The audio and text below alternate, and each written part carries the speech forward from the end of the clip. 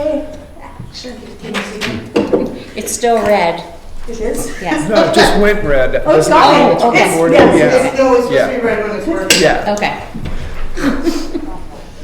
Be nice, everybody. The recording is. Yeah, all the recordings are on. All right, I will call the meeting to order. It is 3:30 on January 14th, and we will start with the Pledge of Allegiance. I pledge allegiance to the flag of the United States of America and to the republic for which it stands, one nation, under God, indivisible, with liberty and justice for all. Thank you. All right. We have minutes from the regular meeting on December 10th, which seems like it was such a long time ago. Yeah, it was. So, It was. Historical Society, board appointments, etc. Does anyone have questions or comments, changes? I do not. I will make a motion to approve the minutes from the December 10th meeting. Okay, second that. All in favor? Aye. Aye.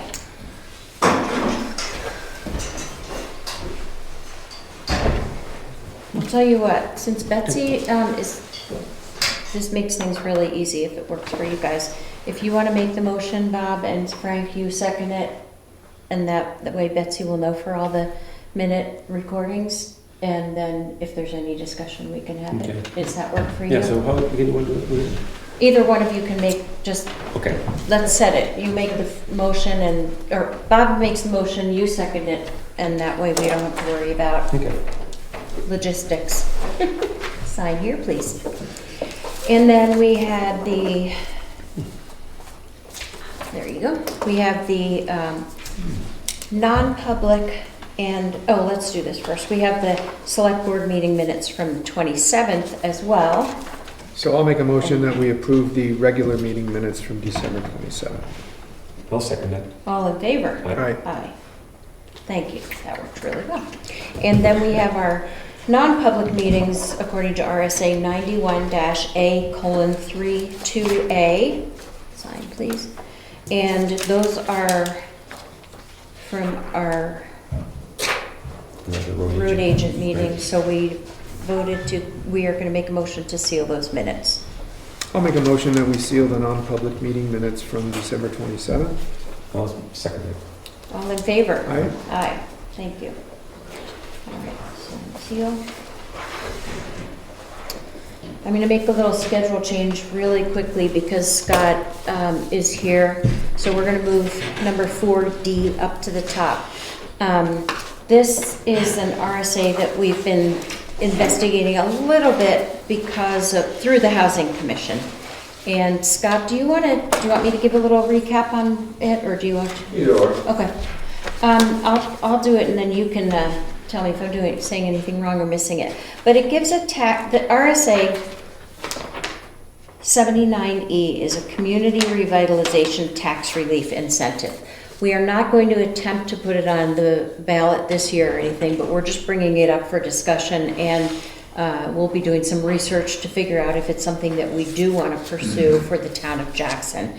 It gives a tax relief incentive to folks that have qualifying structures within our downtown area, which would have to be defined, and it gives a tax relief for the replacement and or rehabilitation of older buildings. So there's a lot to think about if it incentivizes people to redo buildings in the town and gives them a tax incentive to do so. We're hoping that it offers more housing in our town. So that's the goal of why we're pursuing this RSA and possibly putting it into place a year from now. What else am I not saying? Specifically, the tax relief is to hold the value of the property at its pre-rehabilitation value for up to 15 years, based on both some discretion by the town, I think, and then also certain covenants. And then at the 15-year or less period, the property would then be taxed at its full market value. There's a covenant for affordable housing that's like 4 years. There's a covenant for just increased housing, and then there might be something else for historic revitalization. It is mostly directed at sort of the more village parts Right. of the community, the village district,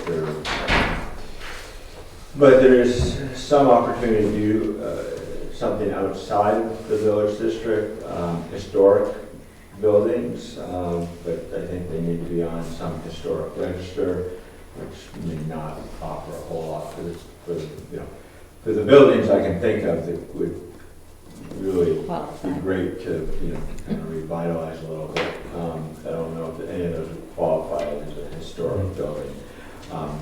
There is another RSA that the town can adopt that would create a residential revitalization district. And so it might be that we really look at adopting both that and 79E.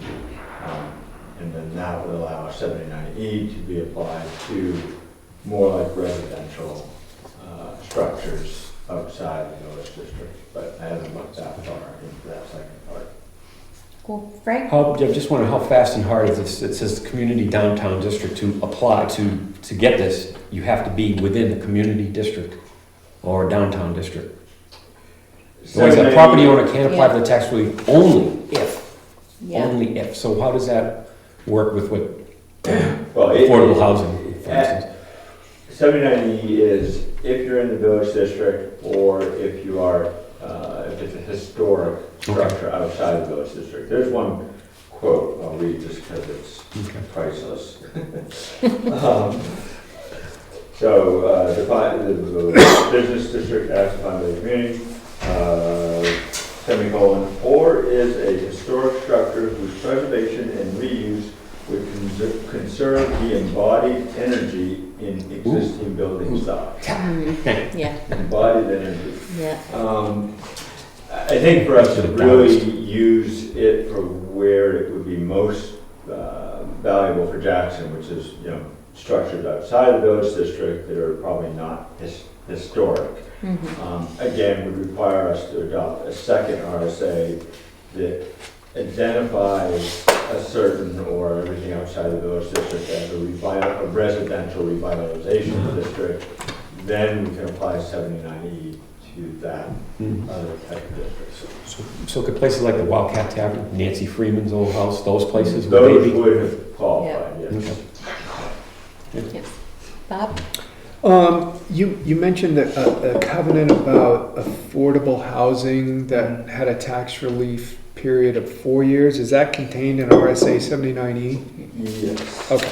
Oh, If I can find it on my tiny phone real quickly. It lists out 4 or 5 different.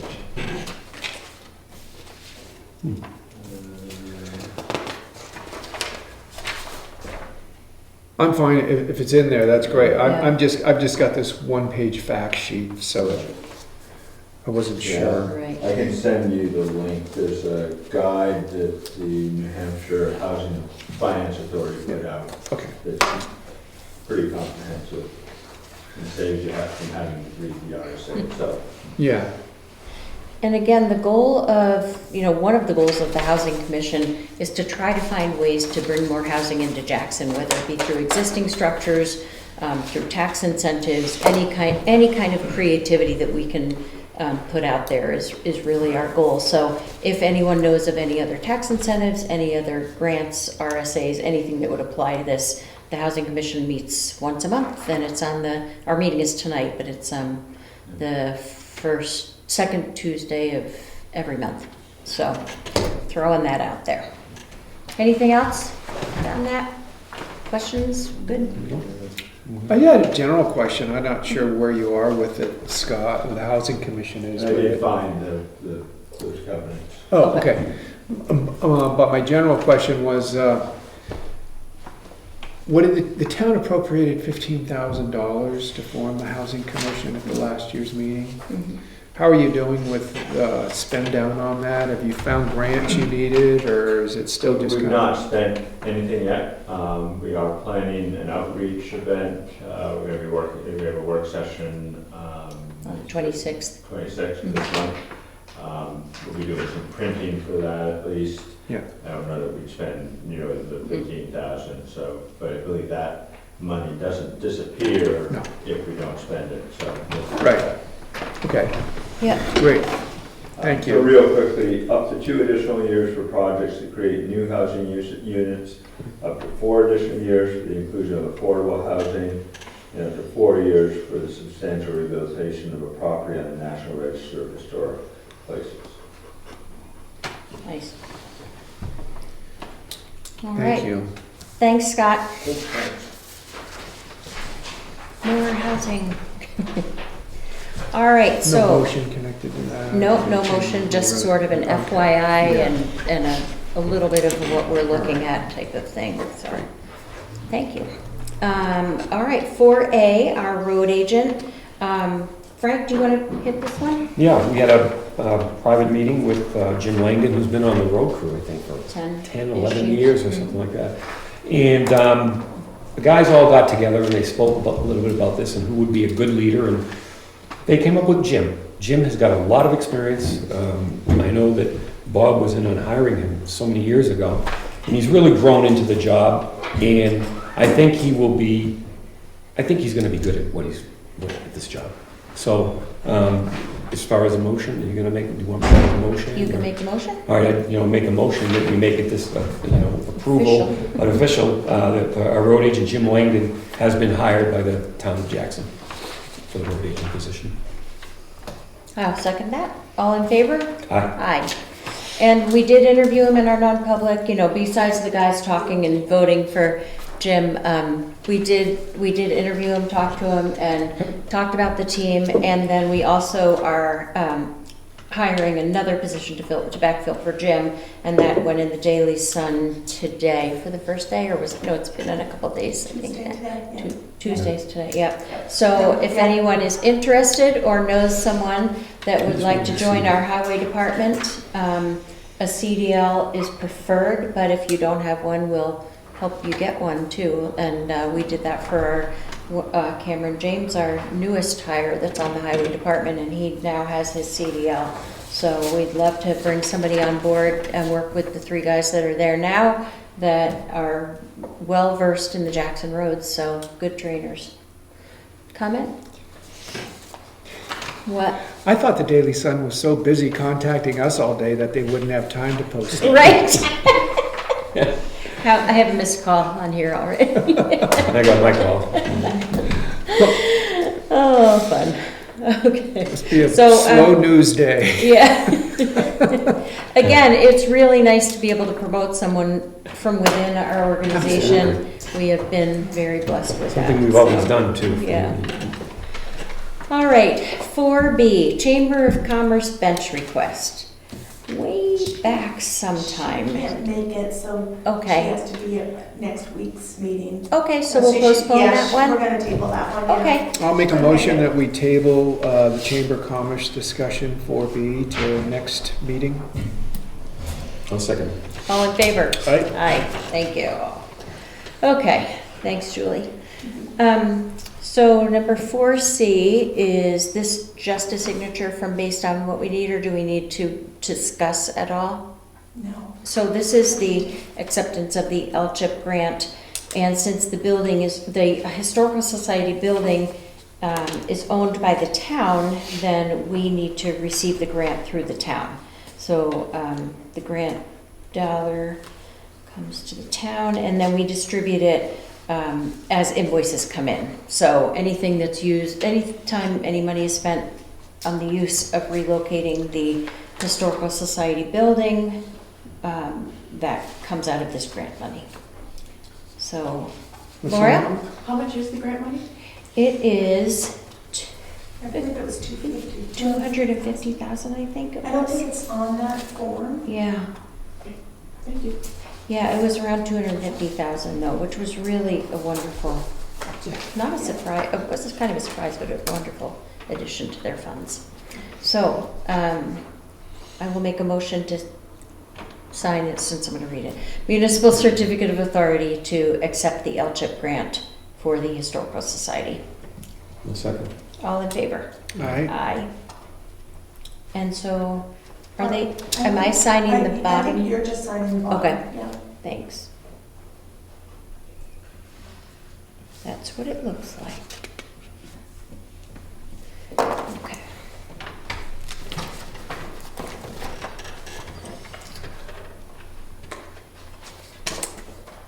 Okay.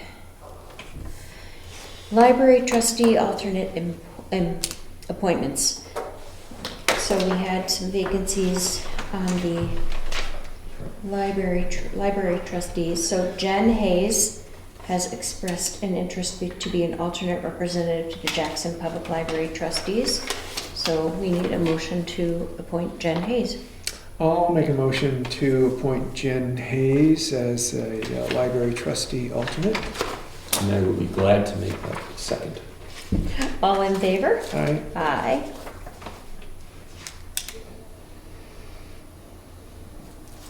And the second one is Nicole Ock has also expressed interest in becoming an alternate representative to the Jackson Public Library trustees.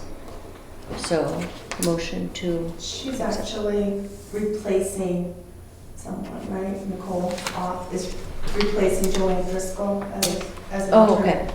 Yeah. Okay. And then, do we still have any open positions on the library trustees? Fantastic. I'll make a motion that we approve Nicole Off as a library trustee Alternate. alternate. I'll be glad to second that. All in favor? All right. Aye. Thank you.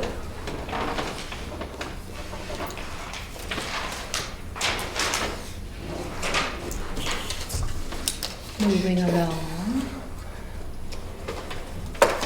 All right, so the town gazebo. We have a proposal from LA Drew because the gazebo needs to be repaired this spring, and that was a request from the Garden Club, and Laurel is here for that purpose. So tell me about how this all came about and what we're proposing to do. The Mountain Garden Club takes care of the gazebo, the flowers, but the gazebo itself is sort of, the wood is slowly rotting. Yeah.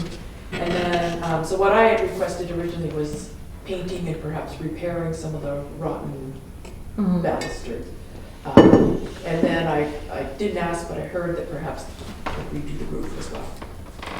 And so we got a quote for that from LA Drew, and the total the cost of the roof and trim work is $24,377. And then there's a metal roof option, which is $18,350. And is that on top of the original? So the original roof, I believe, is shake shingles, Yeah. right? And it's, Yeah. it should have been replaced a while ago. Mhm. Because Gary Allen always used to say that, like it needed to be done. Mhm. But to replace those shake shingles that's why it's so much more expensive. So if we did Or a they metal could put roof, a metal roof on it. a metal roof would be less, and then less in the future, of course, So the metal For- roof is is less. less. than the cedar shakes, yeah. Mhm. I don't like a metal roof What's in that? town. I'd rather have it a little more primitive looking with shake shingles. That's my personal opinion. The other option was to buy A new gazebo. Did we get a quote for that though, Betsy? I can imagine that. I'm working on it right now, but with asphalt shingles, but there are different roof options. Uh-huh. We're looking at roughly about 15,000, For a brand new gazebo. yes. Really. So that would be less than just putting a metal roof on. And with that, So, I know it wouldn't be wood, but it would be vinyl, white vinyl, so Yeah. that there would not be any maintenance moving forward. mhm. So, I know but we keep it as close to the design as possible, and it looks pretty good. Yeah, The only recommendation from the highway department is what it's sitting on, we're not sure that we're gonna be able to put a new one on the location. the piles or whatever underneath, so that There's cement. there's is there a cement pad? Or No, there's It's cement. just pylons. yeah, so what the highway department recommended is possibly doing a poured slab, Mhm. just the footprint of the gazebo, so that it wouldn't interfere with the gardens that are already there. That makes sense. Has there been conversation around the old town hall moving down? Mhm. And is the gazebo fine where it's currently located when that happens? So are we going to be putting up rehabilitating a gazebo that just has to be moved soon anyway? We asked Stephen Leslie Weeder. and Stephen Weeder, and Stephen said it wouldn't be in the way. Yeah, I don't Yeah. think it's in the way, but the December storm came to the gazebo. Oh. No, I mean, the water came No, yeah. to the back of the Up to it. gazebo, Yeah. and that bank is eroding. Right. So So would this be a good opportunity this then might be a good to? opportunity yeah. to move it a little further from the river. Oh, Yeah. right. So. And then, I mean, what the garden club can do is we can dig up the existing plants if we know the schedule. Yeah. Dig up the existing plants, restart a garden. We'd have to repay for the automatic watering system that's in Mhm. there. That would have to be moved and reset up. Yeah. But I don't know how many more storms that gazebo's gonna Yeah. stay there for. I'm hearing then, if I'm not wrong, that we should table this until we can figure out, number one, do we replace or repair? And number two, location. And I think a lot of that has to do with how the Historical Society proceeds. But that being said, is it going to last through the spring? Is it Storms possible to do a little touch-up Patchwork? job? I Yeah, think so. Like the bare wood? I Yeah. I Go spoke to ahead. Gary about that before, and he said it can be repaired. He didn't get a real good chance to really look at it entirely, but he said, I can work with that. And that was Gary, okay? yeah. But I also just want to mention that a fellow named David Morton is the one that headed up the Conservation Commission a long time ago and put that there. It was a big deal. The gazebo came to the Selectmen and we got it there. Boy, I'd like to see it repaired just because his hands were on that, if it can be. But again, there's work to be done there. There's a So, certain aesthetic to a wooden gazebo. Yeah. with Yeah. a sheet roof that sort of fits the aesthetic. Yes. Yeah. But there's also a lot to be said about a lower maintenance building and moving it away from the river. Yeah. The I, 24/7 Yeah. cost was for the shake shingles, and it was $6,000 less for the metal roof? Yeah, and this included the trim work as well. So the cost of the cedar roof option and the trim work was $24,377. The cost of the metal shingle roof option, and it says this, replace existing gazebo roof with steel shingles by Castle. All other work scope items remain the same. So that brings it to $18,350. So it's the trim work metal roof is $18,350. The trim work cedar roof is $24,377. And I mean, the worst thing that we can do is sit and wait until it rots more and gets to a point where we can't fix it. But and there's $7,000 in the expendable trust fund for this. But I don't know if we want to spend that on repairing something that's in that bad damage. Can we take a little bit of time on this to find out the replacement cost? And I can price on for wood and a vinyl. if you Yeah, want. I think that's worth it. And then We we'll will have know. to put that number in the budget though, too. Mhm. Right. We're going to. Right. Yeah, okay. When do you need the number by? Yeah. yesterday. Well, Right. I think we should have, like a town building and a town. Maintenance fund. Maintenance, parks, parks, expendable trust, and we put the money into that so that we can start building on that for these types of issues. Yeah, I think there's probably important to have a conversation with the town hall renovation committee too. Yeah. If it, Yes. you know, because I'm hearing, well, it doesn't need to move. Well, Yeah. it better move. And so for all parties to come into an understanding on where it's going to be, if it's moved, and to confirm that it won't be in the way should the day come when that building moves. Can you say something? So I don't know if that's a No. pre-organization work session or what it is, but I think that's an Yeah. important conversation for everybody to be at. Yeah, Okay, because I just went to a meeting a few weeks ago with that whole group, and they said then that no, the gazebo would not have to be moved. Steve Weeder just Yeah. recommitted to that idea. So, but, Rob's probably right. Well, it For doesn't everybody, all have- the stakeholders get together. and it talk doesn't about have to be moved because the historical society Right. moved, No. it has to be moved because of proximity this. to If we river. think Yeah, that that's that's. what Yeah. I'm saying, Like the I'm town not hall, an yeah. expert, I can just tell you that the Mm, December floods Yeah. Yeah. to the very yeah, edge of the back edge that faces the river, and I can tell you that the bank, since I've been taking care of the Yeah. gazebos, is eroding. But Yeah. Laurel, if it's vinyl or something, it'll float better. That did make you feel better, didn't it? But Yeah, I think we do need to consider what the Historical Society is doing. Yes. There may be a more aesthetic place for the gazebo, yeah, because they are looking at landscaping Oh, yeah. around Oh, the sure. historical societies. right. but they were kind of reassuring to me that they weren't, and I wasn't saying, oh, you can't do that, but they were saying we don't have to do it. But maybe they're not It's all fully. the river. Yeah, Yeah, it sounds to me like sounds like the parties need to, the issue they were addressing was it doesn't need to move from its location on their account Right. because it won't be in the way of moving the building. Mhm. And it sounds to me like the Gardens Club position is, man, it looks like it needs to move away from the river so it doesn't get washed away. So Yeah.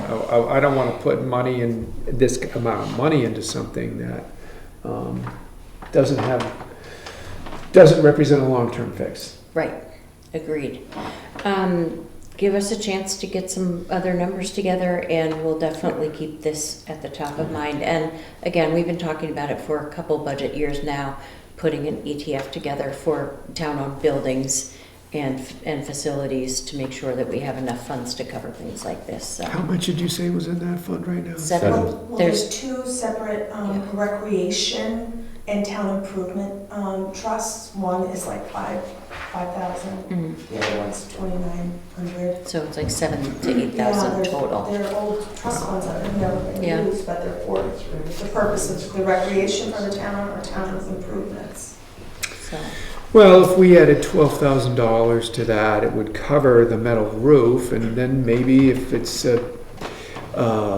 a luxury people want, they can go out and do some private fundraising for a cedar shake shingle. I mean, I want to keep this as affordable as we possibly can, and if there are people that feel strongly enough about it needing to cost $6,000 more, then maybe there's some private fundraising that would make sense. I don't know. and I do think we need to put more into that fund than just that, because that's Right. not the only building, Yes. but, or facility or whatever. So at least starting at that point for this facility, Yeah. we can have that conversation again during budget time for sure. But maybe the three of us can keep in mind what buildings we own, how much our repairs have been in the past, and figure out what we do need to put in there. In the meantime, it's winter, but we probably wouldn't do any painting or anything at this point. No. So obviously, but so we're Yeah, at the luxury of that, but we'll revisit this at one of the next few meetings for sure, and keep it on here as a pending That item. makes sense. Something. Right. Yeah, do you know when the next time the Historical Society is having a public session about their move and the landscape? No. I don't, best bet would be, of course, to call Leslie or Stephen. I'll ask Leslie. Yeah. And then also on the quote from L.A. Drew is the cost of demolition for the ball field storage facility and cleaning that part up, which is removing bath partitions and all porcelain plumbing fixtures. Toilet drain should be plugged and covered such that it could be reactivated in the future. All copper feed lines shall be cut back and capped. Light fixtures replaced with non-shatter rim trims. Hose bib shall be maintained with a frost-free trim. Demo material should be delivered to the transfer station. town will waive any disposal fees, and that cost is $1,980. And we can use that fund for that, or unless we have something in the budget already. Yeah, Well, actually, it's that's in the the new budget budget already. year, so, Yep. yeah. Yeah. So I'm in favor of spending that money, Yeah, too. $1,980. Yep. Motion? I'll make a motion that we spend $1,900, we say, to 1,980. rehabilitate our baseball dugout. I'll second Field that. dugout. All in favor? All right, Aye. Aye. All right. Good Yeah, deal. good, yeah. Thanks, Really Laurel, and keep us posted if anything changes with the condition of it so we don't lose it, the gazebo. If a storm is coming, we'll good. put little floaties around it. And start the Cedar Shake Fund. Yeah. It'll be so much nicer than metal. Although we know metal lasts You more know, than- they do have metal shingles that They look look like- like. well, okay. But Yeah, anyway, I see. they're probably really pricey. Okay, anything else, Laurel? No, perfect use of RSA 79-E. Yeah, that's right. Yeah, stored on the table. Exactly. All right. The next is, this is a contract with Sanders Searches, which is an annual contract that we sign for lien searches through the clerk's office. So the contract is here, it doesn't look like any of the pricing has increased on this, I don't think. So we're just making a motion to approve the new contract for Sanders Searches to do our lien searches. so moved. Second. All in favor? Aye. Thank you. Aye. All right, thank you. Thanks, Laurel. Thank you. Barbara Campbell. And it looks like I'm the only one, officer in office, Wonderful.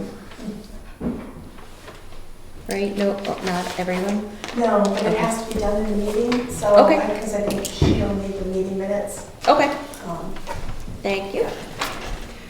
All right. Fire station bond hearing update.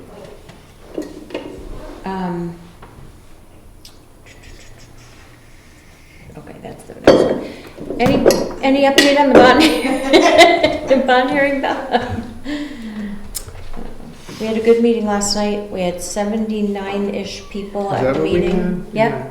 And It was we good counted, turnout. because they were betting on how many people we were gonna get, so we had to have a good Over, count. under? Oh, Yeah, over under on that. So we really had a good turnout of folks that challenged us with some good questions. It showed the attendance of 80 people for a bond hearing is pretty impressive in my opinion, for our town. So it was good to hear from people and hear the interest on both sides of it. And again, I want to say thanks to the whole committee that's put together information that we've been able to present to the town as well. So a more educated decision can be made by the voters. 80 people is 10% of our registered voting That's right. population. Just about, yep. So, the next thing is to maybe get back with a few of the questions we had after the meeting and go from there. All right, the next is our Valley Crossroad Bridge and the trusses.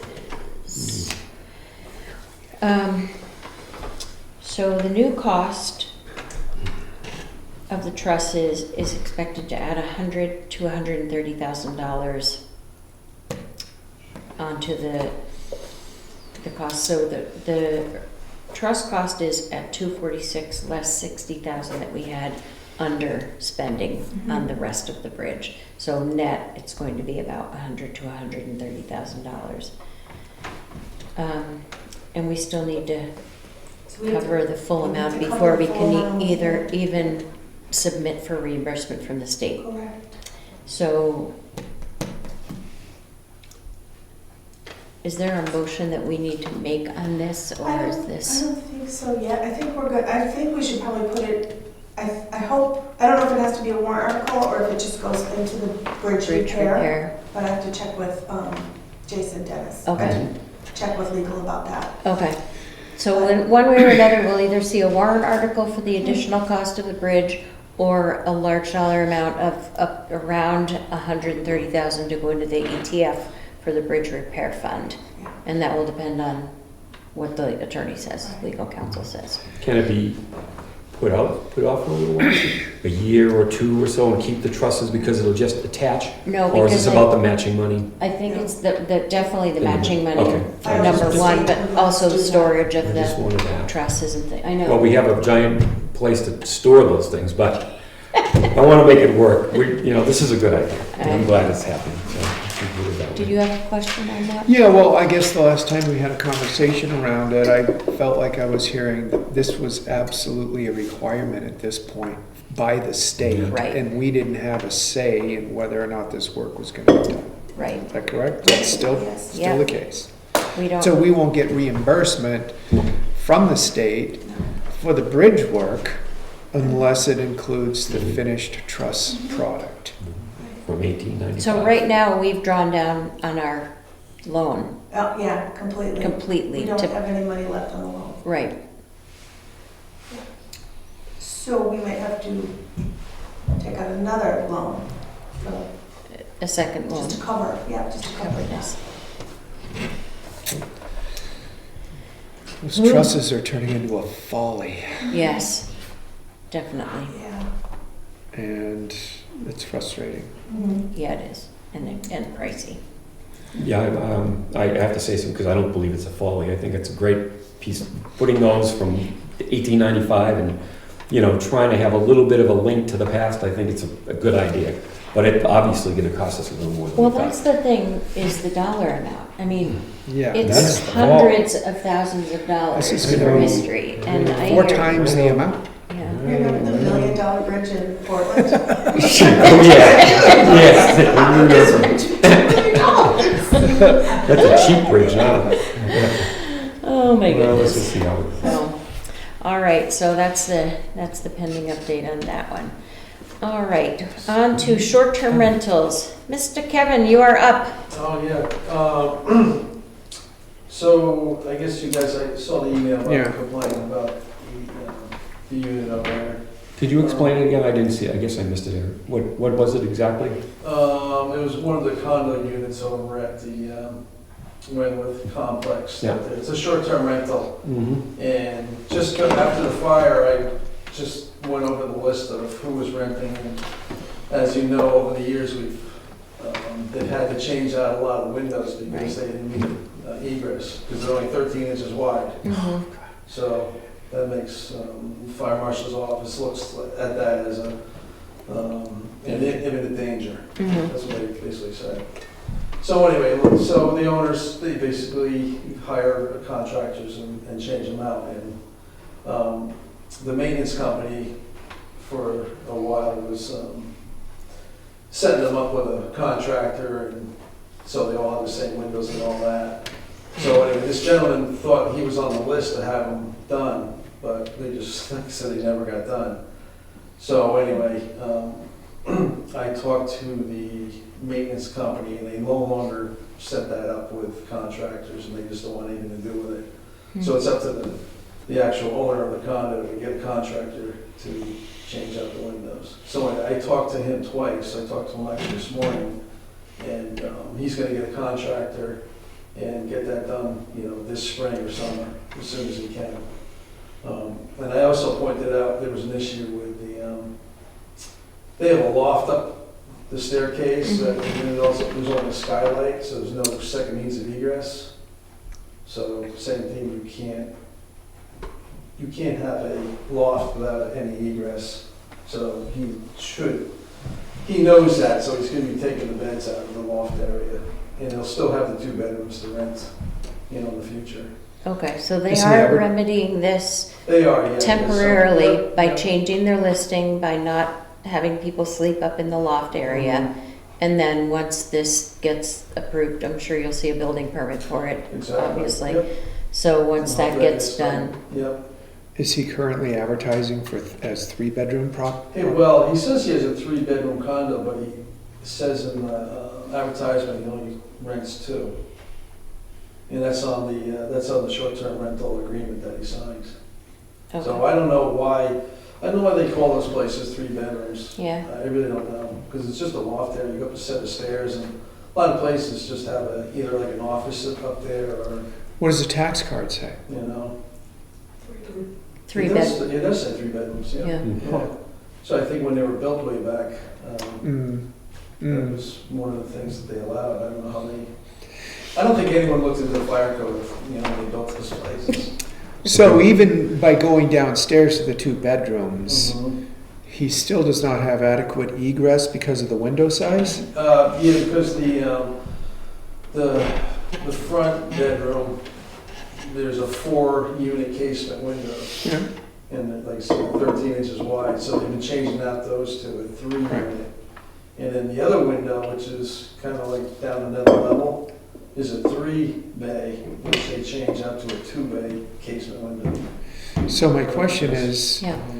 is there coded adequate egress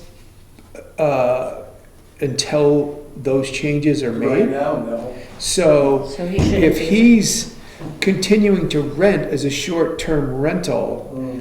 and we know that, and we acknowledge that, and we turn around and allow those short-term rentals to continue, what is our liability? Right. Is it time for us to bring in counsel, or I mean, it doesn't qualify as a short-term rental Oh, I with know. the inadequate egress Yeah. today, and so he should contact us when he's ready for us to inspect. So at this point, he should not be renting at all. No. And he's not doing that, he's just reduced it from 3 bedrooms to 2 bedrooms. Yeah. Okay. Well, it doesn't sound So like this It's not, conversation clarified that that is not to be rented as a short-term rental until that fix is in place.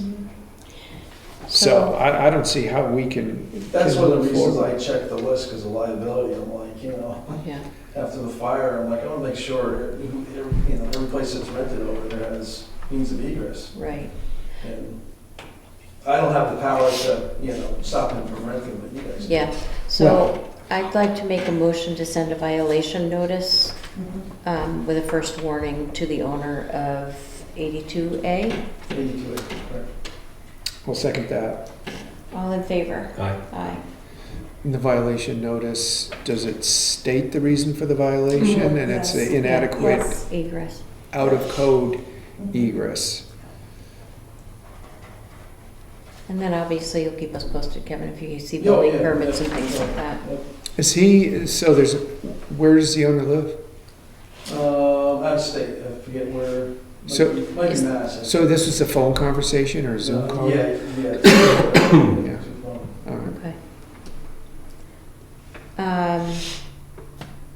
Next, thank you for that. And if there are any others that come up, obviously let us know. That Sure, would be sure. super. Violation warning parking complaints. So that is for Dana Place Road. The owners told the guests to park overnight in front of Flossie's, and 2 cars received tickets. They tried to get out of the ticket because they were told to park there. We should send a violation notice to the, regarding parking and the winter parking ban. And this is for 2 different, Yeah, so just reading. there's an sorry. issue, well, one is 58 Dana Place Road, which is over by Dana Place, and I'm not sure why that he would send them down here. Yeah, And they have a lot of parking at this place, so they must have had a very big party. right. Because it was New Year's Eve. And then the other one that the police have had to deal with is this one across the road. Right, Because they only have one One parking. spot I think each. they only have one spot. each, yeah. And so people are parking over across the road right in here. So I don't know if they should both receive a violation warning. I think so. I mean, Because you have parking parking. Yeah, parking is one of the stipulations on the ordinance. Right, and, I mean, we've dealt with this with another property down the road that had just one parking spot in it as well, so. So there's 2 properties, 25 Dana Place Road, and I'll make a motion to send a violation notice for parking to 25 Dana Place Road. Second? All in favor? Aye. Aye. And then the owner of 65 Main Street, which is a short-term rental, make a motion to send them a parking violation notice. I'll second that. All in favor? Aye. Aye. Thank you, and obviously if they need to get a copy of their ordinance or anything Currently, like none of that. those two properties have any violations on record, No. correct? No. Okay. Thank you. All right. Any building permit issues, questions, comments? I did look at this. Usually you know about them. Yeah, I think, yeah. Just the last one, I'd like to make a comment on the last one there, because I had a couple of phone calls about this property, and I guess the owner wanted to put an accessory dwelling unit in, and he did go through the proper steps to see if he could do that. So he submitted a septic plan to Burr Phillips first, Mm-hmm. and basically the lot's too small to Put an EDU in. yeah, to get an extra kitchen in there or whatever and everything else. So basically you can just add a bathroom and it's gonna still just be an office supposedly, so. And Okay. I'll watch that, so. Isn't that a short-term rental too? That's the one where It is a they, short-term we rental. rents the upstairs, Mhm. right? Okay, so it's not renting the garage office part, he's renting No. part of the original, the Yeah, the bigger house. Yeah. He lives downstairs, rents the upstairs. So we're just assuming that he's correct, that he's adding this for an office only. Yes, yeah. Okay, thank you. All right, any public comment? Anything else, guys? Nothing from me. All right. Well, again, we have our very important budget hearings coming up. On January 21st, we have our regular select board meeting, and then the budget hearing following that, snow date on the 27th at 3:30. And then on Tuesday, February 4th, we have our second budget hearing following the select board meeting, and a snow date of February 6th. For that one, February 4th is the last day to accept petition warrant articles. And I'm looking forward to that. Hope we have a big crowd. You know, I've been pushing those meetings, people to show up for the budget hearings. And as soon as we can, we will get the budgets out for people to review if we can be, as soon as we can before the meetings. So, and that is the end of our public meeting. It is 4:17. I will make a motion to enter into a non-public session. I'll second. All in favor? Aye. Aye. Aye. And this is for